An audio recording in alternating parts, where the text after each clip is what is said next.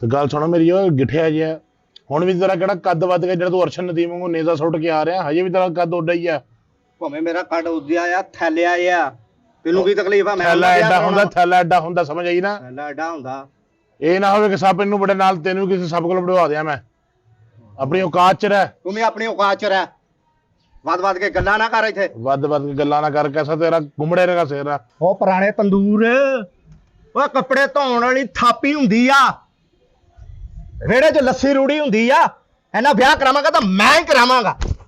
ਓਏ ਹੱਥ ਨਾ ਲਾ ਓਏ, ਉਹ ਕੱਪੜੇ ਧੋਣ ਵਾਲੇ ਬੁਰਸ਼ ਤੇਰੇ ਸਿਰ ਤੇ ਦਹੀਂ ਸੁੱਟੀ ਹੋਵੇ ਨਾ ਤੇ 5-7 ਕੁੱਤੇ ਛੱਡੇ ਹੁਣ ਚੱਟਣ ਵਾਸਤੇ। ਸਿਰਫ ਸਾਦੇ ਦਾ ਵਿਆਹ ਹੋਏਗਾ ਤੇ ਮੇਰੇ ਨਾਲ ਹੋਏਗਾ ਬਸ। ਸਾਦੀਆ ਤੂੰ ਮੇਰੇ ਨਾਲ ਵਿਆਹ ਕਰਾਉਣਾ।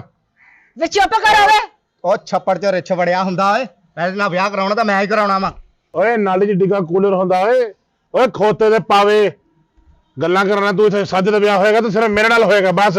ਉਹ 10 ਕਿਲੋ ਦੀ ਰਜਾਈ ਓਏ, ਉਹ ਫ੍ਰਿਜ 'ਚ ਖੋਤਾ ਵਾੜਿਆ ਹੁੰਦਾ ਵਾ ਓਏ।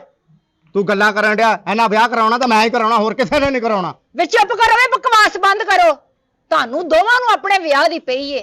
ਇਹ ਮਰੂਗਾ ਤੇ ਫਿਰ ਮੈਂ ਵਿਆਹ ਦਾ ਸੋਚੂੰਗੀ। ਉਹਨੂੰ ਮਰ ਤੇ ਲੈਣ ਦੋ ਪਹਿਲੇ, ਮਰੇਗਾ ਤੇ ਸੋਚੂੰਗੀ ਵਿਆਹ ਕਿਹਦੇ ਨਾਲ ਕਰਨਾ ਹੈ ਮੈਂ।